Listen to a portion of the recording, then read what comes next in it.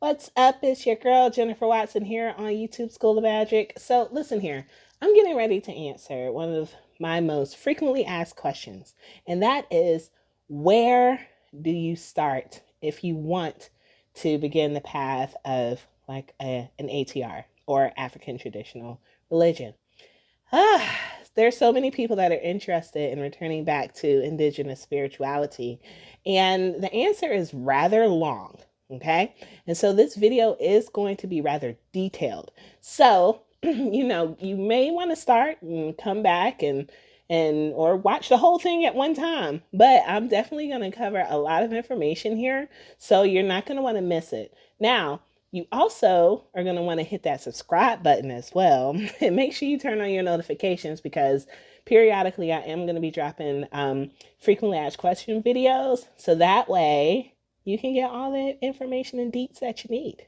All right, so let's go ahead and jump right on into it. There are many people that want to start this path, but the question is, where do I start? I don't blame you because it can be so confusing.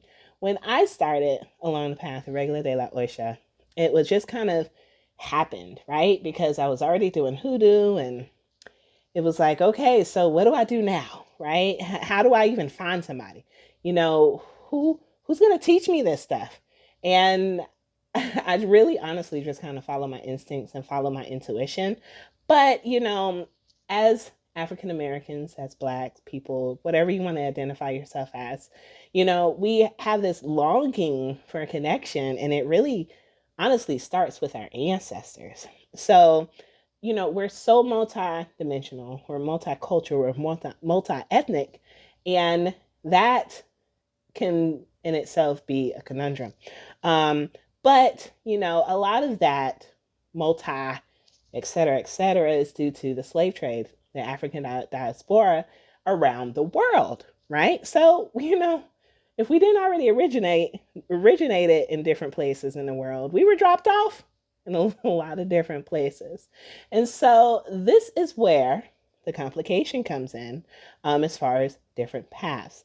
But, pretty much all of them have a start in ancestral connection. So how do you decide a path? How do you want to start Ifa? You want to start Santeria? Whatever it is, this is something that you should not rush. Okay? You should not rush getting into something like this, because you are dedicating a part of your spiritual, your soul, really, your spirituality, to something that is going to nurture and help grow. But if you rush and you jump into something, oh, this is not for me, I don't want to do it, I don't want to do it. Well, then you're going to find yourself right back at the beginning. So here are some things. I'm going to give you some tips to start on connecting with your ancestors, and things that you need to do before you make these lifelong decisions. So we are going to get right on into that. This is where you begin to connect with your ancestors. I reiterated a little earlier that you have to connect with your ancestors because a lot of these paths, they are based on some type of ancestor veneration. But how do you connect with them? It's really super simple. A lot of people try to make this out to be something bigger than it's not, and it's really not. Now, I'm going to plug a video up here where you can see, or over here, I don't know where it's going to pop up, up above, where we talk a little bit more in depth about connecting with your ancestors. So I'm just going to give you some basic tips right now. The number one thing is that you have to do genealogy research, right? And the way that you do that is you literally start with yourself. Now, I know some people ask, what if I'm adopted? Well, if you are adopted, you can use your adopted family because you have been brought spiritually into that home with those individuals and their ancestors, biological ancestors. And so you can start there. But if you don't want to start there, that's okay. You can actually just go to like some free websites. So there's one site that's called familysearch.org. And I'll put that down below, familysearch.org, that actually is free. It's completely free. All you have to do is just plug in some basic information about yourself and see what pops up. Now, if the people that you're looking up are still alive, then it may or may not be there, which can lead to be, a little bit tricky. But if they are deceased, then that information is public record and it's open and you can find it. There is, you can use like ancestry.com, which is totally fine.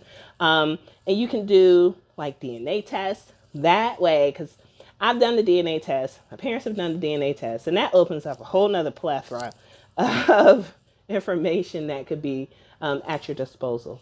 But really and truly, the only thing is that you have to start.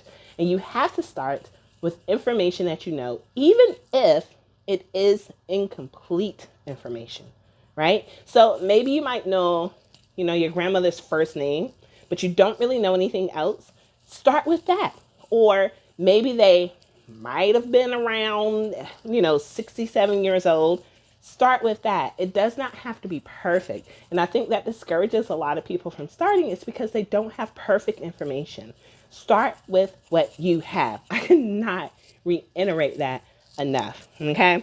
And I'll tell you this, I've been doing genealogy research for years. And I'm talking well over 10 years. And I'm still finding new information, right? And so that's why I say just start with what you have. Don't let it hinder you if it's not perfect, because you're gonna always run across something.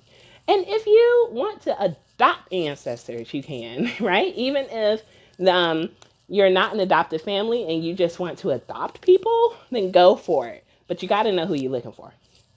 All right. Now, once you've done this kind of digging, right, you have to connect with them. Again, this is something that people make a bit more difficult than it really is. And it's not. It's so simple, stupid. Keep it simple, stupid. KISS. How do you connect with them? Well, once you've done some research, look at their names. What do you feel when you look at their names? What part of the country are they from based on their names? How old were they? Just literally sit with the information that you have and feel what is coming through. And people like to discredit themselves when they feel certain things, because our logical mind goes, oh, you just made that up, so therefore it's not true. Let me tell you how not true that is. Because I've come across my own roadblocks, and coming across these roadblocks, I literally had to just sit with the information.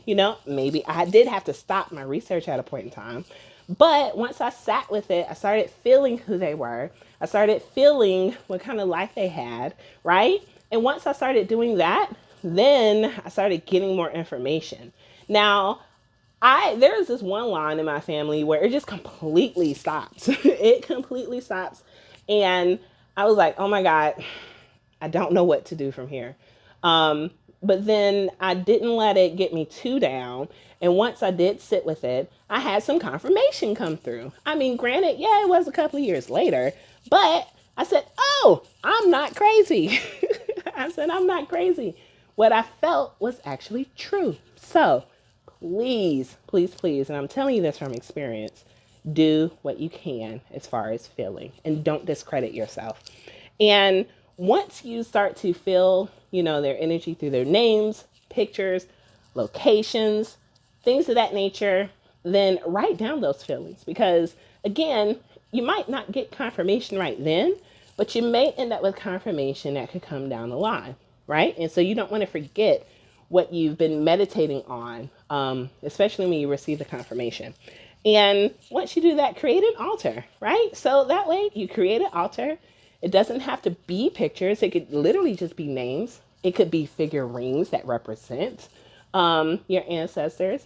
And as you go along, again, information will always, always, always present itself. Okay? Now, I'm telling you, this baby is all up in my lungs. So I'm going to sound out of breath talking. But now that you've taken this deep dive, the whole reason why ancestor veneration and knowing who they are is so important. I already reiterated it earlier because a lot of paths do require some sort of ancestor connection. But the path that you choose ultimately actually is going to be connected to these ancestors. So even if it's okay, I connected with these people, they're from here, the DNA test says, so most of my family came from over here or whatever it may be, based on their location, because I told you earlier, we're all over the world and there's like so many different paths that we're going to get into a little bit later in this video. So you definitely want to stick around. These ancestors are going to help you along these paths. And 9.9 times out of 10, someone along one of these lines that you've connected to is going to help you along that path because they were on that path. You see where I'm going with this? You see why this is important? Your ancestors are going to help you along the path. And so you're going to want them to be in your corner. Now, a lot of them may not have been on the path, but you're going to have at least a couple. I promise you that. That have walked the same path that you have chosen for yourself. But in the broader scheme of things, all of them are going to help you to get to where you're going. And that is me. All right, number one, we are going to continue to dig a little bit deeper.